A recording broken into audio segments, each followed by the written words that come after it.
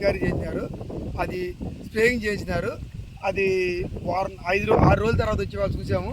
దాని రిజల్ట్ బాగుంది. ఎర్రోదా తెల్లదా బాగా చచ్చిపోక జరిగినది.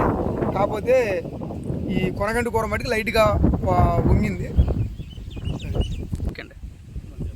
చెప్పంటారా?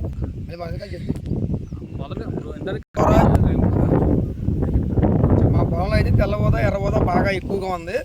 దాన్ని ట్రైఫాక్సీ కంపెనీ విలౌట్ ట్రైఫాక్సీ ముందు పిచికారీ చేసాం. దాని రిజల్ట్ బాగా పనిచేసింది. 6 రోజుల తర్వాత వచ్చి చూసారు కంపెనీ వాళ్ళు, బాగుంది. ఈ ముందు వేరే రైతు ఎవరైనా సరే చూసి రికమెండ్ చేస్తున్నాము.